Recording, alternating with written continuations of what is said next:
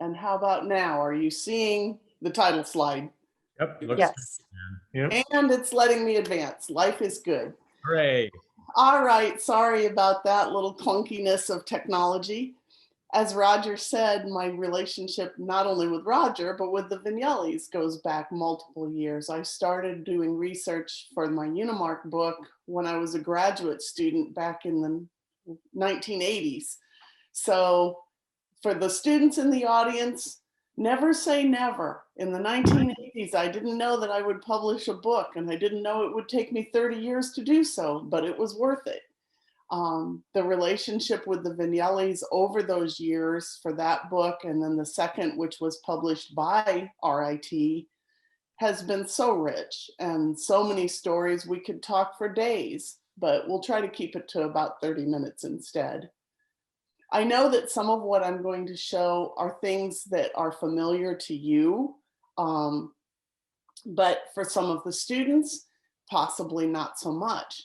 So I want to start with just a reminder that the Vignellis had an illustrious career for more than 60 years, but their attitude of modernism was not about style, but was truly about attitude, an idea of functionalism, an idea of appropriateness, an idea of being disciplined and being useful.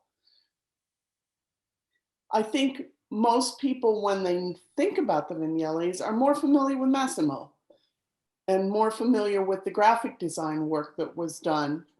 He did shape not only our country and many of the companies within it, but worldwide had an influence. And so whether it was signage systems or identity and branding systems, packaging, the Vignelli graphics have been and continue to be notable. I think one of my truly favorite projects out of the whole Vignelli graphics system is the unit grid for the National Park Service, because that has been meaningful and continues to be. I love going to the parks and collecting these and seeing how to this day people are still finding creative ways to make use of this very logical and economical and practical and graceful structure that Massimo created in 1977. He did a lot of books, field guides, reference books, coffee table volumes over the years. He liked working with publishing. And in this busy month of April, if you need to be stressed out, you should order the large Stendig calendar so that you can see what day it is and how behind you are today. Still in 2021. So this too is something that is pretty astounding, that a calendar design has been published for half a century. But the fun part of today is really talking about Layla and talking about their relationship and talking about some of the issues that arise because of that. And so I'm more interested in explanations and discussions about that than in kind of showcasing projects, which I'll do as we go along. Massimo and Layla met when she was in high school. Her father was going to an architectural conference and invited his daughter to come with him. Meanwhile, Massimo was a college kid, and he and some of his buddies did as college students will do. It offered to go to the conference to help out with things as a way of meeting some of their design mentors and influences. Little did he know that was the least of whom he was going to be meeting. So the team of college boys stumble across this gorgeous 15-year-old girl. And as Massimo said, he knew from the day one that she was going to be his wife someday. I'm not so certain that Layla felt that quite as strongly, but they did begin a relationship. And it had a little stumbles getting going. Her family was not particularly thrilled with this choice. And her mother, ever suspicious of the intentions of this college boy from Milan, while Layla was living in Udine near Venice, Mom was steaming open all the letters that Massimo was sending to Layla. However, eventually They did come to the family came around and the relationship flourished. And then Massimo got an opportunity to go to Massachusetts for a fellowship. Layla wanted to accompany him, and the family said, no, not unless you're married. So they got married. And a week later, they left for the US. They did the fellowship. She also had some opportunities to continue learning and growth while they were in the US. They did some traveling around the country. And then they came back to Milan and were working as Vignelli associates, but not for long. Unimark began in 1965 with Massimo as one of the founding partners and a vice president. And at the end of that year, the Vignellis left Milan and moved to New York City so that he could become the managing partner of the New York City office in Mies van der Rohe's Seagram's building. So they came to New York. They got involved with Unimark, and that is a story that could take up a whole nother lecture. So you'll just either have to invite me back or you'll have to read the book. Unimark was an interesting experience for them. It was, in some respects, a partnership experience. Layla was very involved in designing all of the Unimark offices, and the intent in that was to create an attitude of modernist, minimalist focus, which was very unlike most office design of that particular era. So she was highly involved.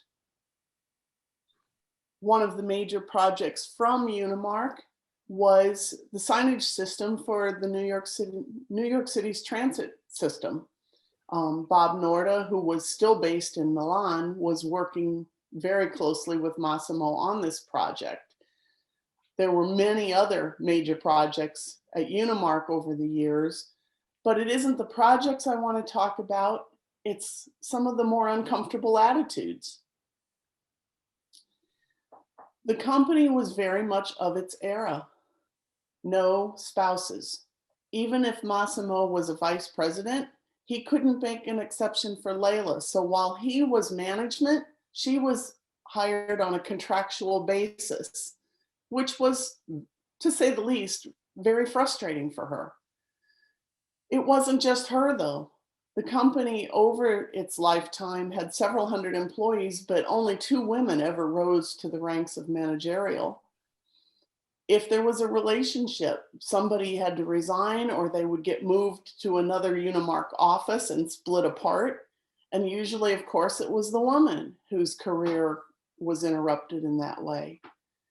And then there were the attitudes, clients, suppliers, and sometimes even people within the office and organization who were not particularly accepting or supportive of women. It was not only that, but those things were incredibly frustrating for Layla, who was ambitious and smart and creative and was feeling quite limited. Between these things and other issues, again, a much bigger story, the Vignellis left. And in 1971, they opened their own design firm and launched Vignelli Associates in New York City. Many of the projects were playing into the attitude that they had all along, which is to think of design in a holistic sense. Design was not just graphic design or not just product design or not just interiors, that a designer could do, as Massimo was so fond of saying, anything from a spoon to a city. The thing that was nice about the Vignelli's work and smart about the Vignelli's work was the intelligence in their work.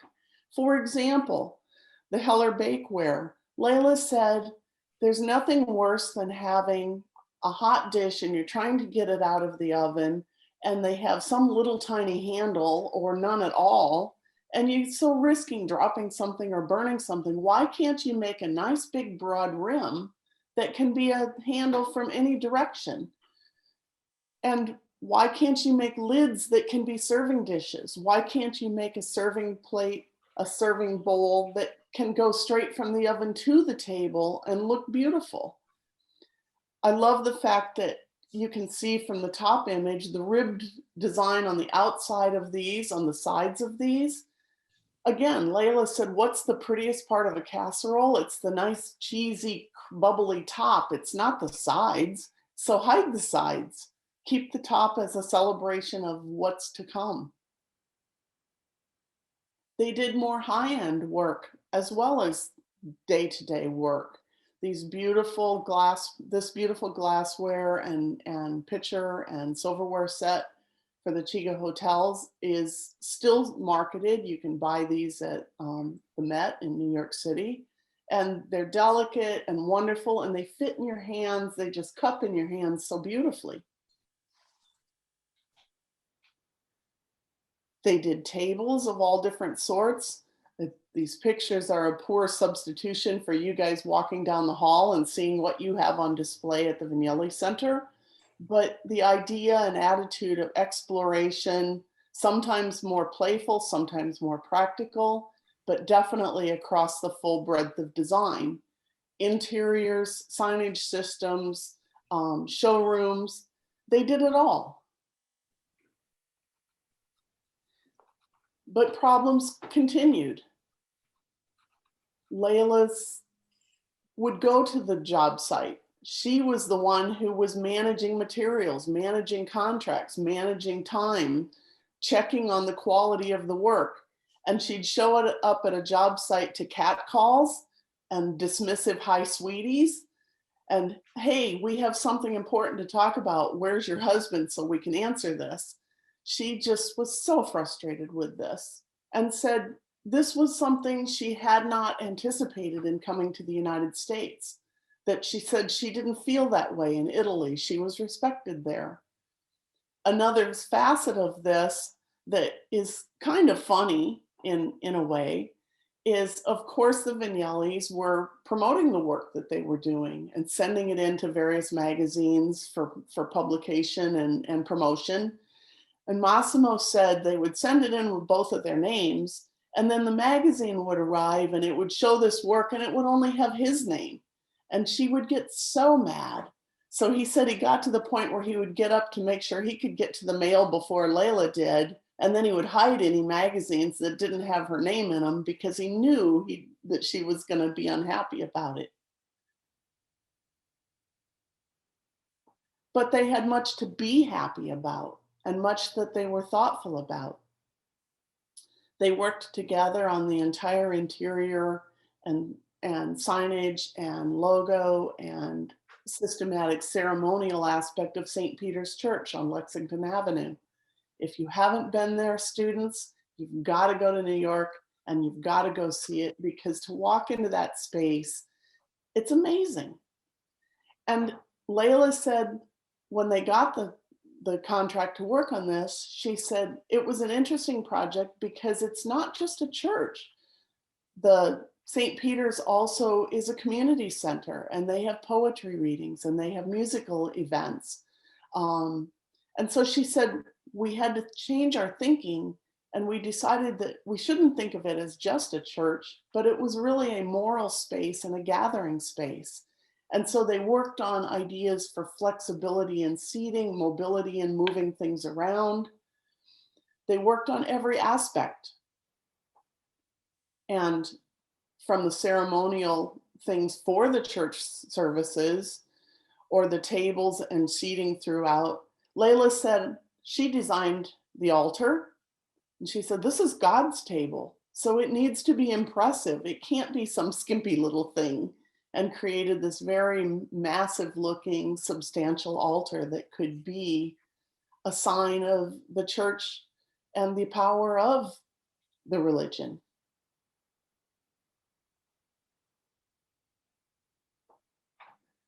There were arguments. They were both Italian after all, and typical of the Italian emotive, expressive personalities, sometimes the expressiveness was quite loud, that the arguments between them could be strong. And that was because, in many respects, they were each other's fiercest critics as well as fiercest supporters. One argument in particular relates to these particular stacking mugs.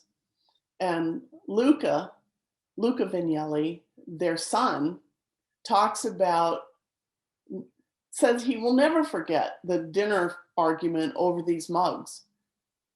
They had designed them, and as you can see from the picture with Massimo's hands, the initial idea was that where the handles connected in on the top and bottom would be this little nice open half circle, because it was all about the clean geometry. The mugs were manufactured, and instantly they began to get complaints.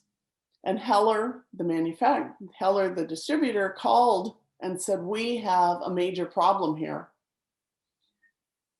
Americans fill their mugs to the brim, and then they add their coffee or their cream on top of the coffee. So the first thing that can happen, you get your coffee cup filled, you pick it up, and what happens? You immediately pour hot coffee down your front through that nice little channel that Massimo created." Heller said, "We cannot do this. We have to change this. We have to close up that circle." Massimo said, "No, we just need to teach Americans how to properly drink coffee."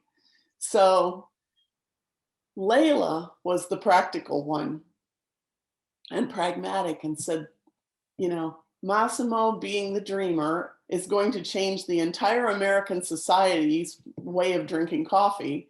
Layla, the practical, says, we need to listen to Alan Heller. We need to close up that hole. She won the argument, and these continue to be a treat to have on the shelf. Excuse me. Over time, they were experiencing a lot of successes. They had a lot of work, and the office grew. Layla, again, major role in the design of the office space. Major role in everything, basically. Some of the people said she's Wonder Woman. It's the kids and the house and the hiring and managing the studio and even managing the investments of the retirement accounts. And probably the biggest job at all was managing Massimo. She said she wasn't Wonder Woman. She said, I'm human. And I got tired. And I was frustrated because I was so tired I couldn't think straight. I didn't trust myself as a designer. It was not an easy time for her. She made a choice to let Massimo be the rock star and to support him with that by taking care of all of the managerial aspects of the business. So that's something I think that's important to think about. And I think that we are seeing that more and more, that there's a realization in creative partnerships that one may be the rock star, but it takes two to make that happen. Again, the breadth of their work, from chair design of different sorts for offices or for homes, even clothing. The idea of packable clothing that could be worn comfortably, that could be dressed up or dressed down, was something that was kind of their anti-fashion fashion statement. How about watches? And a nod to the fact that many people do believe in fashion. So the Halo watch was very unique because the band of color around the edge could be screwed off, so another one could be put on so that you could accessorize and match to your fashion statement.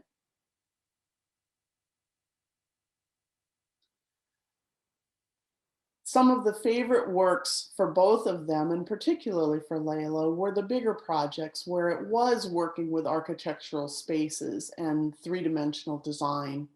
So the Fiudi di San Gregorio Identity was a major project. And if you ever get the chance, if we can ever get out of COVID and go back to Italy, go visit, because it's a beautiful space.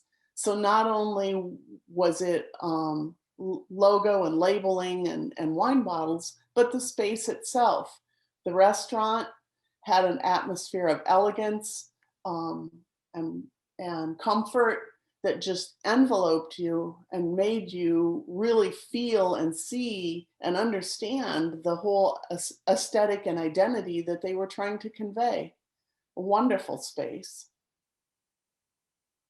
A little closer to home, but unfortunately no longer around, the SD 26 restaurant in New York City was so creative. You knew just from walking in the door that you were going to have an incredible meal and an incredible atmosphere, um, that was just enveloped you with color and light and artistic statements at all sides.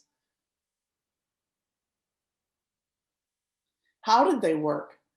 Massimo was rarely seen without a pencil in his hand, but Layla didn't draw. In fact, Lev said he wasn't sure that he ever remembered seeing her drawing. He said she designed by phone, she designed by conversation, and was so articulate with what she was wanting that it did happen. And it came out in very careful beauty at the end. So whether, again, chairs or dishware, one of the attitudes that Massimo and Layla were absolutely unified on was the idea of letting the materials speak for themselves, letting the materials be the celebration of form and color. So you didn't have to apply decoration to a surface.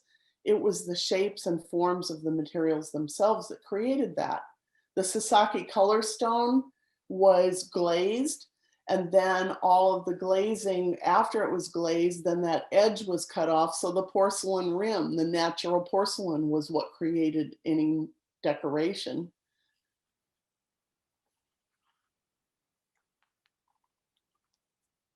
They did such a wide range of work. They did a lot of chairs.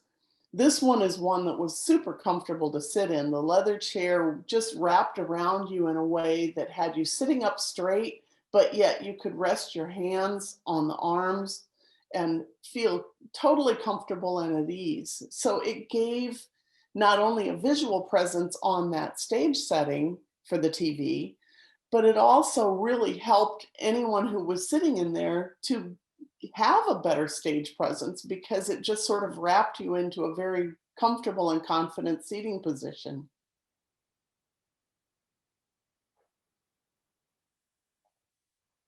As a trained architect, Layla enjoyed working with spaces and interiors. So Poltrona Frau was the beneficiary of many of her works for creating entrances and auditoriums, in this case, or showrooms. One of my conversations early on with Layla that was eye-opening to me is I was looking at some of these images with her, and I talked about her attention to the lighting and her attention to the ceilings of the space. And she said, well, why wouldn't I look at that?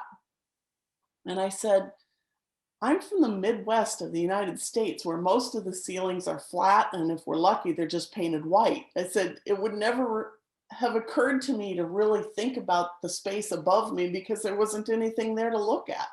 So sometimes our attitude comes out of our background as well. And she was very conscious of the beauty of architectural form in all dimensions. Conscious also of making that relate to the particular need in the particular area. So Artimides showroom in Miami, Miami with all the bright sun-washed beach colors provided the attitude for the design for that space. Imagine designing the interior of a train. It's the kind of thing that so many people who think about design don't think about the fact that everything's designed and somebody thought about it. And so Layla, in this case, was the one who thought about it.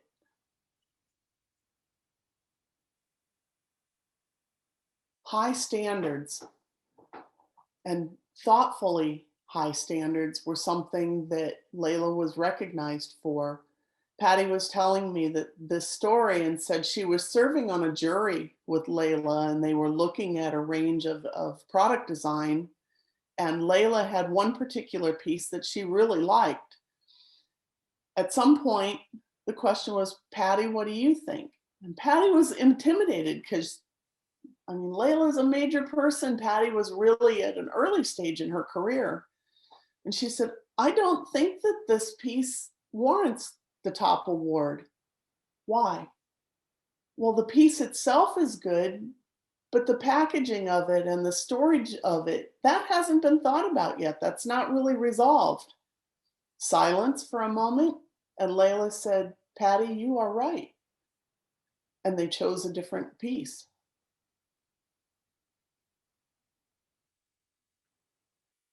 So whether it was creating jewelry, Layla's one of these are this is really kind of her one of her favorite necklaces where it was quarter arcs that were hinged and it could be worn in multiple configurations, became kind of her statement necklace. Or whether it's ceremonial materials, celebratory materials, as in the menorah and these candlesticks that she designed for the Jewish Museum in New York. She was attentive to details. She was attentive to who was going to use something. How was it going to be used? What statement did it need to convey in its use and in its form? And she was highly sensitive to that and highly successful with it. They were successful, and in part because they complemented each other. Massimo was the dreamer, she was practical.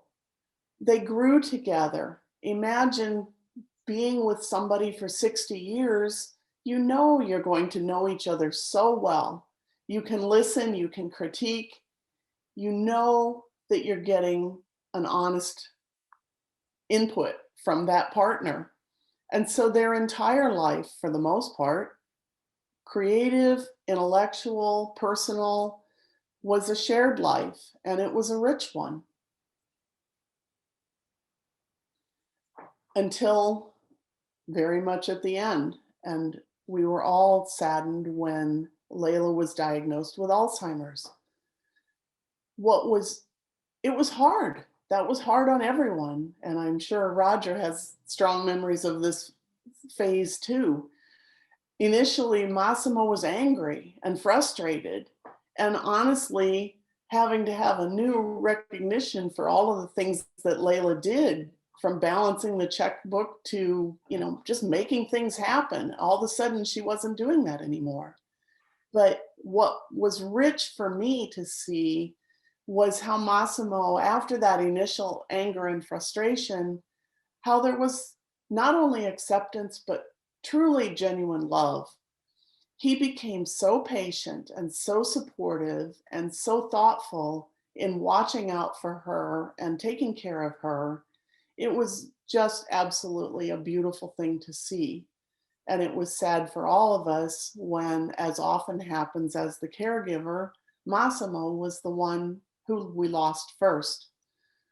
But that very end phase, as he said, was a different phase, and it was a rich one. And it's not over, because you are managing and maintaining their legacy and extending their legacy and making it live forever.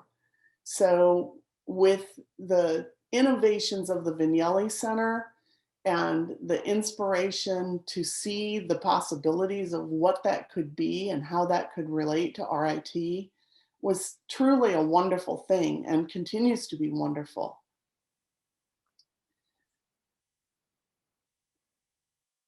Design is a marvelous mission. And students, you're the next generation here. It's your opportunity. How can you build off of this possibilities and learning that you're surrounded by, the ability to pick up Vignelli works, and not just Vignelli works. You've got amazing archives of multiple designers. There's no one better to learn from. And so as you learn, where are you going next? What are you doing with that learning? That's what we're going to enjoy seeing. So be grateful and thankful and celebratory of having the Vignelli Center on your campus and of the role that you can play in visioning the future for the Vignelli Center. And I hope that I will have other opportunities to come up and get involved with you in doing exactly that over the times. So thank you for listening to me, and I'll close it up. And if anybody has questions, I'm happy to answer. Thank you. So much, Thank you, Jan. Jan. Such a beautiful portrait of the couple, and inspiring to hear the nuances of their relationship and the ways in which those impacted their work. I do want to use the time that you've given us to open this up for questions, but I want to say one last thing, which is that we would very much like to see you here in the Vignelli Center when you arrive in Rochester next.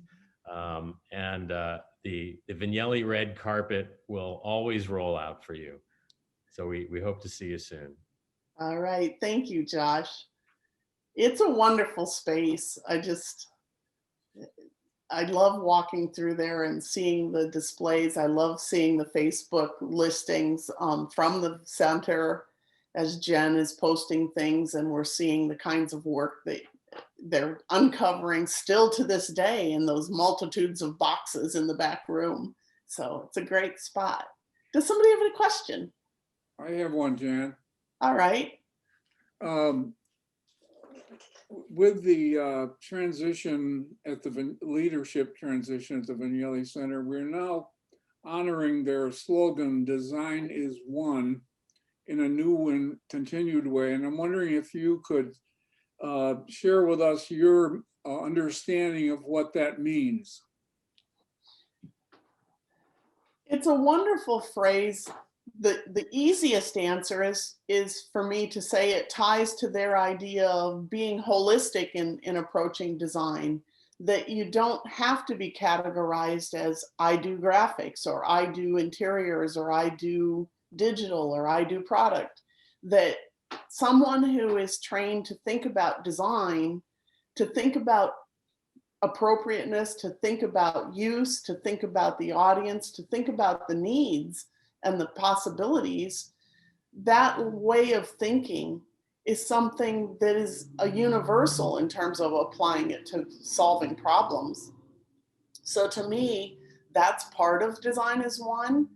But I think the other part, again, speaks to the Vignelli Center, which is that Massimo and Layla both were very conscientious about helping people learn and grow, and very concerned about finding a way to have a legacy that would allow them to indefinitely continue to do that. So Design is One means that all of you students who sadly never had the opportunity to meet the Vignellis, you are still connected to them. And you are still continuing to embrace the things that were meaningful to them. And so Design is One is about a breadth of design across not only categories, but across time and across levels of experience. It's an attitude that is about universality. And that to me is what's interesting about Design is One. That's a lovely answer. I love the idea that Design is One is a continuum, as you phrased. Very, very nice.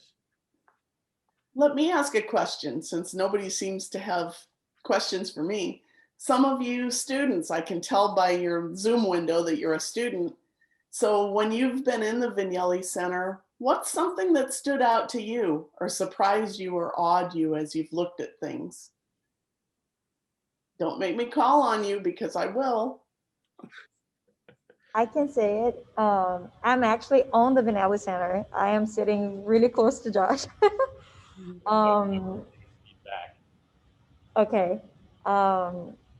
Yeah, so like, of course, one of the projects that touched me so much, it was the Drooly from Latla. Since I saw the projects and we just got the Drooly here, which was like, it's super exciting to know that.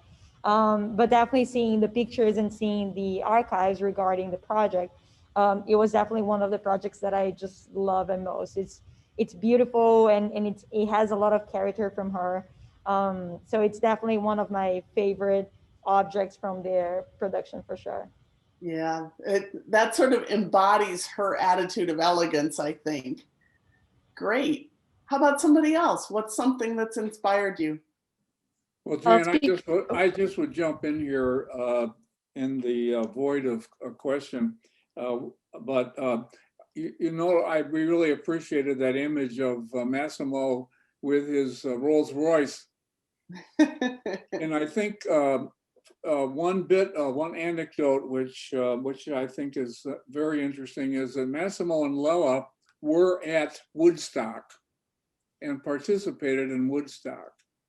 And and I wish we'd had more time to ask them to talk about that.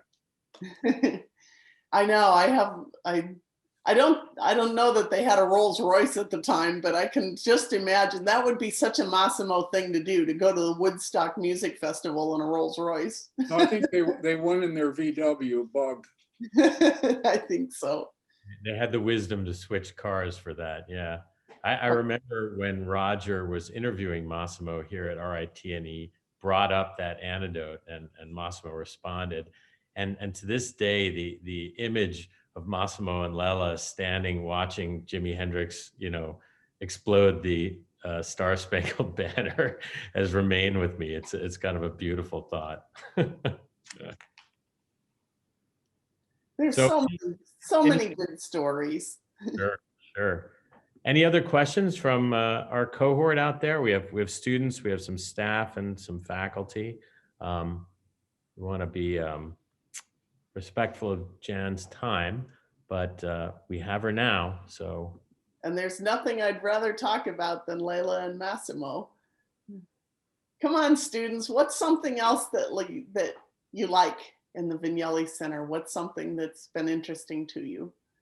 Just jump right in if you want to say something, by the way, because I can't see everybody's hands. I'm not a student, but I will speak for several of the students sitting right next to me, 6 feet apart.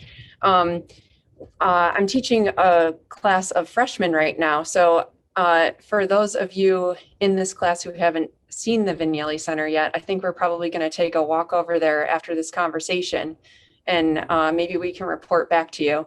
And I'll speak for myself. The first time I went up to the Benetton Gallery with all the chairs and the furniture, the way that is set up and displayed was kind of a point in my graduate career that really influenced how I think and feel about design. So just the way the entire center is designed and thoughtfully considered in terms of how Massimo wanted it built and put together is definitely something to experience. So any of you who haven't been there, who are in this class, we'll make sure to take a walk up there today. We'll creep in to see if we're allowed to get in there for a few minutes. Oh, absolutely. The Vignellis, and it's in gathering information over the years for both of the books that I was working on, one of the uniform comments that came up, everybody worded it slightly differently, but the intent was the same, is knowing the Vignellis was life-changing, because back to the design as one. It wasn't a job that they went to. It wasn't separate from their life. Their clients became their friends. It was one intertwined celebration of living that they projected, and they taught the others of us that. When I told you I started doing research when I was a grad student, I went to Iowa State. And I was crazy grad student, because most of you students, oh, I have to write a paper to go along with this project. Oh God. And as I got to grad school, I was more interested in the writing than in a project. And I said, I'd like to do something about design history, and stumbled across the idea of Unimark. So then I was fortunate enough to be able to go into New York City over spring break This is pre-cell phone days, pre-internet. Wrote a letter to Massimo. He said he would be happy to meet with me. So I came to the office. I never felt so out of place in my life because here I am, a kid from the Midwest. I know I was wearing a denim skirt, probably midi denim skirt and clogs. God knows what I had on the top half. But I opened the door of that 10th Avenue gracious office that I showed you, and I felt like I was transported into a different world. I'm like, you know, everybody was sleek and everything was designed and everything was perfect. And I'm wearing denim and clogs. And the young woman who was the receptionist was very graceful and greeted me and said, well, why don't you sit here for a minute and then I'll get Massimo. And then she answered the phone and started speaking in French. And then somebody came out of the back room and she was speaking in Italian. By this point, I am totally intimidated. And Massimo comes out and could not be more warm and more gracious and took me into his office. And the first thing he did was say, I am so glad you're here because Unimark is an incredible story and I love to talk about it. And it's about time somebody was asking questions about this. So that was the first interaction with Massimo. And then at the end of it, we ended up talking longer than had been intended. And he's like, I don't think you should walk from here. And so he put me in his car and took me back to where I was going because he didn't think it was appropriate otherwise. But, you know, just warm and gracious and fun and sometimes funny. One of the stories that I liked is they were working on a design for a retail store and he wanted to put a restaurant up on the top. He wanted it to be a tortellini bar because he just liked the way it sounded when you said tortellini bar. How can you not like somebody like this? So real people, funny and angry and excited and impressive and multidimensional. So find your heroes, students. And the cool thing about design is most designers are incredibly gracious and supportive of students. So if there's somebody who's a hero to you, reach out, you know, send them an email. See if you can stop by and talk to them for 5 or 10 minutes. You never know where that will lead you in your life and how that might impact and affect your life. But I can guarantee it'll make your life richer. So take advantage. So much good advice, Jan. Thank you so much. Thanks, Thank Josh and Kelly and Roger. I'm so glad you guys invited me. Good to see a lot of familiar faces amongst this group. And I hope that I was able to give you some things to think about. I'm sure that you did for this entire group. Thank you so much for your time today and your wisdom and your wonderful recollections. You've added a great deal of dimensionality to the Vignellis for this group. And we're thrilled that we can add this conversation to our Design Encounter series so that others can listen to your perspective and your experiences as we go forward. That sounds great, Josh. And Casey, I'm going to give your kids a homework assignment, your students. So Love it. take them to the Vignelli Center and then gather an email. I want to know what stood out to every one of you. Okay, there's your assignment for the day. That sounds great. Thank you. All right. Well, bye, everybody. Take good care, Jan, and we look forward to hearing from you. And Casey, thank you so much for organizing this with Jan today. Very much appreciate all of your work on bringing your students into this conversation and sharing this with the broader group. All right. We are close to our time for our normal meeting, so I think we'll simply sign off as a group here. And I'll look forward to seeing the Vignelli planning group next week on our usual schedule. So take good care, everybody, and try to get outside and enjoy some of the vitamin D that appears to be shining down. Absolutely. Thank you much. And everybody have a wonderful afternoon. Bye, Bye, Jan. everyone.